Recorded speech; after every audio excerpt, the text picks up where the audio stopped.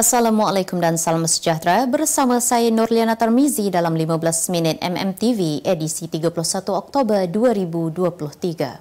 Kita ke berita utama. Perdana Menteri Israel Benjamin Netanyahu mengesahkan tiada gencatan senjata dalam perang ke atas Palestin sekaligus menjadi tiket untuk tentera Zionis itu melancarkan serangan ke atas penduduk awam. Dalam taklimat kepada akhbar asing, Netanyahu menyifatkan gencatan senjata adalah seperti menyerah kepada Hamas yang didakwanya sudah membunuh 1,400 orang dan menjadikan lebih 230 warganya sebagai tebusan. Keputusan itu dibuat walaupun Pertubuhan Bangsa-Bangsa Bersatu PBB sudah memberi amaran mengenai risiko bantuan tidak mencukupi untuk memenuhi keperluan kemanusiaan yang belum pernah terjadi. Turut menyokong tindakan Israel adalah rakan sekutunya, Amerika Syarikat. Terdahulu, operasi ketenteraan yang semakin giat itu sekaligus meningkatkan kebimbangan terhadap 2.4 juta penduduk Gaza yang kini sudah mengorbankan lebih 8,300 nyawa. Ketua Agensi PBB untuk Pelarian Palestin, UNRWA, Philip Lazzarini turut menggesa Majlis Keselamatan PBB menuntut gencatan senjata segera dalam memastikan bantuan kemanusiaan ke Gaza dapat dilaksanakan ketika ini. Perdana Menteri Datuk Seri Anwar Ibrahim mendedahkan Malaysia menerima 3 notis tata tindak daripada Kedutaan Amerika Syarikat kerana negara ini tegas dengan pendirian bahawa Hamas bukanlah sebuah kumpulan pengganas.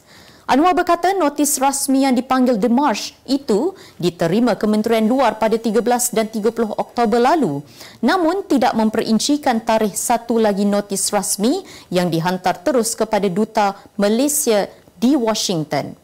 Beliau berkata demikian pada waktu pertanyaan Perdana Menteri PMTQ di Dewan Rakyat hari ini.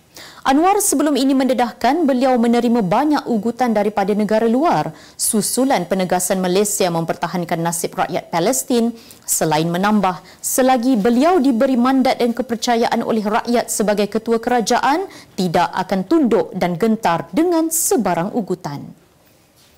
Program latihan khidmat negara PLKN yang dimansuhkan pada 2018 akan dilaksanakan kembali menerusi 2 fasa. Menteri Pertahanan Datuk Seri Mohamad Hassan berkata, fasa pertama melibatkan pelajar tingkatan 4 melalui silibus Kementerian Pendidikan KPM. Manakala fasa kedua akan melibatkan pelajar tingkatan 5 yang sudah menduduki peperiksaan sijil pelajaran Malaysia SPM dengan ditempatkan di kem latihan tentera wataniah sedia ada. Jelasnya, sebanyak 90% daripada kandungan fasa 2 akan melibatkan latihan ketenteraan. Ketenteraan sekaligus dapat membina jati diri belia yang bersemangat dan bertenaga dan baki 10% daripada kandungan adalah berkaitan tata negara. 2 bekas pemimpin UMNO iaitu Tan Sri Anwar Musa dan Datuk Seri Syahidan Kasim merupakan antara 9 ahli jawatan kuasa PAS lantikan yang diumumkan parti tersebut.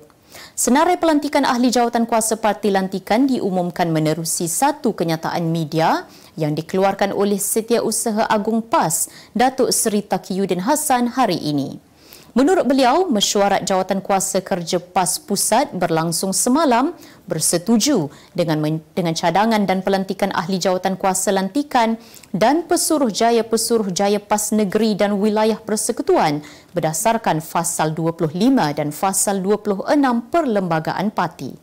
Sebelum ini, Anwar merupakan bekas Setiausaha Agung UMNO, manakala Syahidan pula pernah menjadi ahli majlis tertinggi dan kemudiannya menyertai PAS selepas dipecat daripada UMNO. Syahidan kemudian bertanding sebagai ahli Parlimen Arau dalam pilihan raya umum ke-15, manakala Anwar pula tidak dicalonkan ketika pilihan raya negeri baru-baru ini. Putusan Malaysia dan Cosmo melancarkan satu lagi produk terbaru. Apa yang ada dalam Iklaneka?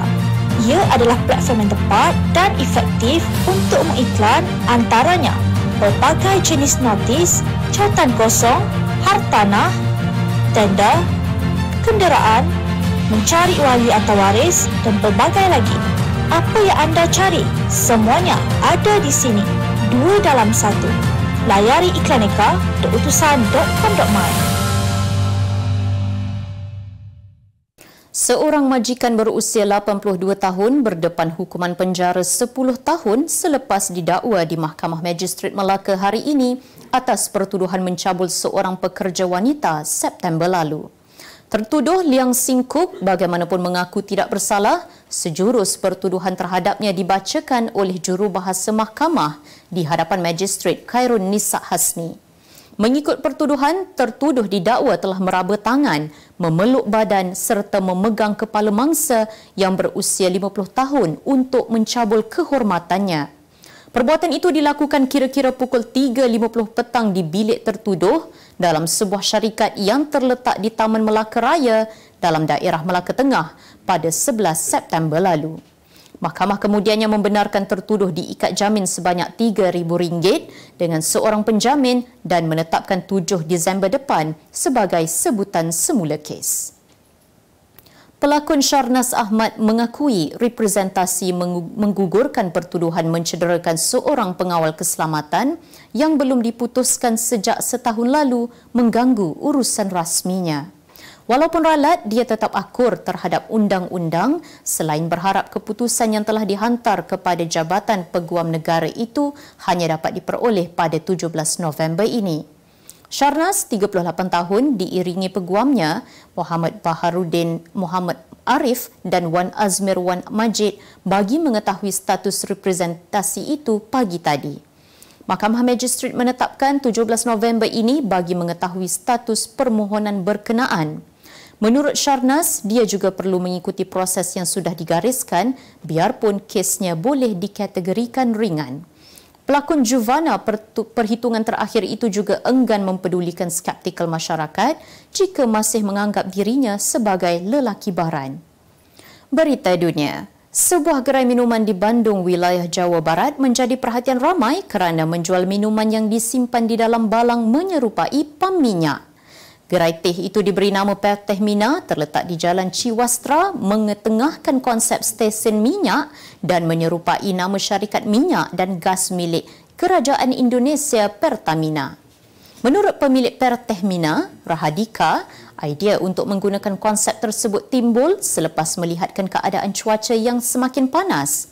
Tambahnya, meskipun menggunakan balang menyerupai pam minyak, ia sebenarnya bekas bergrade makanan dan bukannya diubah suai daripada pam minyak sebenar. Mengetengahkan 5 jenis minuman, pekerja akan mengisi air ke dalam bungkusan mengikut sukatan yang diminta oleh pengguna. Ia dijual pada harga antara 90 sen hingga RM2.70, manakala teh yang digunakan pula 100% berasal dari Jawa Barat.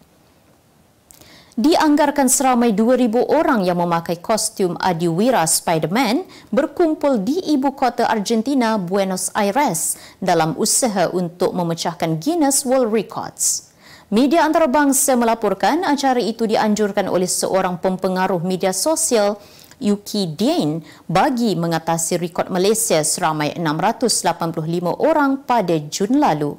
Menurut Dian, bilangan peserta yang memenuhi perkarangan Tugu Obelisk di ibu negara tersebut dianggarkan mencecah 3,000 orang. Namun, percubaan rekod itu masih disemak oleh Guinness World Records. Dalam pada itu, sepanjang acara berlangsung, peserta mengisi trak dengan makanan untuk didermakan kepada orang ramai yang turut hadir memeriahkan acara tersebut. Kemas kini pengetahuan anda tentang isu ekonomi dan pasaran. Merangkumi sektor hartanah, perniagaan, keuangan, komoditi, IKS, halal niaga dan dunia korporat. Sentiasa ikuti perkembangan ekonomi semasa di dalam dan luar negara. Semua informasi terkini hanya di hujung jari. Dapatkan edisi ringgit setiap Isnin hanya di Akhbar Utusan Malaysia.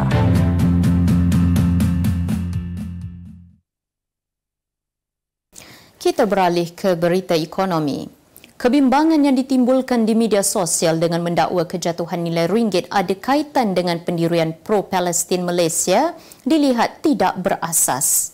Pengarah program MBA Putra Business School PBS, Profesor Madya Dr. Ahmad Razman Abdul Alif berkata, kedua-dua perkara tersebut langsung tiada kena-mengena antara satu sama lain. Ketika dihubungi Cosmo, beliau berkata, kejatuhan ringgit adalah disebabkan pengukuhan dolar Amerika Syarikat.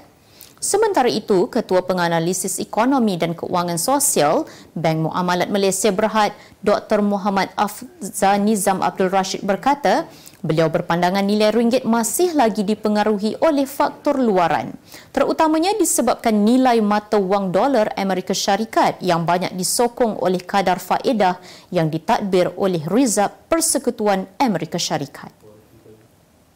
Penganjuran bulan menabung simpanan SSPN BMS 2023 adalah inisiatif Perbadanan Tabung Pendidikan Tinggi Nasional PTPTN untuk menggalakkan amalan menabung dalam kalangan rakyat Malaysia. Ia juga antara usaha PTPTN untuk menyebarkan manfaat simpan SSPN kepada masyarakat bersempena Hari Tabungan Sedunia yang disambut pada tarikh 31 Oktober setiap tahun. Bertemakan robotik ke arah transformasi dunia pendigitalan, BMS 2023 telah dilaksanakan secara on-ground event dan buat julung kalinya dilaksanakan menerusi konsep jelajah merentasi 14 negeri di lokasi terpilih sepanjang bulan ini. PTPTN telah mengadakan majlis penutup BMS 2023 dan sambutan Hari Tabungan Sedunia kemarin bertempat di Sunway Velocity Mall.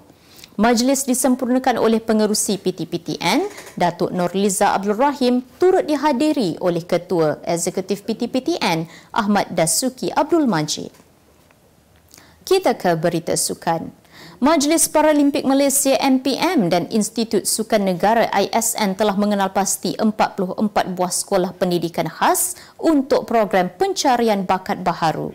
Menteri Belia dan Sukan Hana Yuh berkata program itu sebagai langkah memperkasakan sukan para agar mempunyai pelapis terutamanya dalam kalangan murid orang kurang upaya. Katanya, buat masa ini, MPM bekerjasama dengan ISN melakukan pencarian bakat dalam kalangan kanak-kanak kerana menyedari mereka berdepan kesukaran menentukan jenis kecacatan atlet dengan sukan yang sesuai disertai. Tambahnya lagi, terdapat beberapa jenis sukan akan diberi tumpuan, antaranya olahraga, boccia, renang dan berbasikal, selain berharap ibu bapa yang mempunyai anak-anak pemegang kad OKU dapat melibatkan diri bagi memastikan kelangsungan sukan para. Lionel Messi memenangi gelaran Ballon d'Or ke-8 dalam kariernya, manakala pemenang Piala Dunia Wanita dari Spanyol Aitana Bonmati pula mengungguli kategori wanita buat kali pertama. Messi terpilih sebagai pemenang Ballon d'Or selepas membantu Argentina menjuarai Piala Dunia di Qatar tahun lalu, di mana dia meledak 7 gol dan dinobatkan pemain terbaik kejohanan. Pemilihan Kapten Argentina itu juga menyaksikan dia mengetepikan penyerang berbisa Manchester City, Erling Haaland, dalam bintang Paris Saint-Germain, PSG Kylian Mbappe. Sementara itu, Bonmati yang mengungguli kategori wanita juga dinilai berdasarkan kejayaannya membantu skuad Barcelona menjuarai Liga Juara-Juara Eropah musim lalu. Dalam pada itu, bintang Real Madrid, Jude Bellingham, memenangi trofi Copa untuk pemain terbaik bawah 21 tahun musim lalu selepas menunjukkan persembahan cemerlangnya di Borussia Dortmund. Rakan sepasukan Bellingham di Madrid, Vinicius Junior memenangi hadiah Socrates, manakala rakan sepasukan Messi dalam pasukan Argentina, Emiliano Martinez memenangi anugerah penjaga gol terbaik. Sebagai penutup 15 minit MMTV hari ini, saksikan laporan cuaca esok Rabu 1 November 2023. Jangan lupa dapatkan akhbar utusan Malaysia dan Kosmo untuk berita-berita terkini dan menyeluruh. Sekian sahaja daripada saya Nurliana Tarmizi. Assalamualaikum dan jumpa lagi.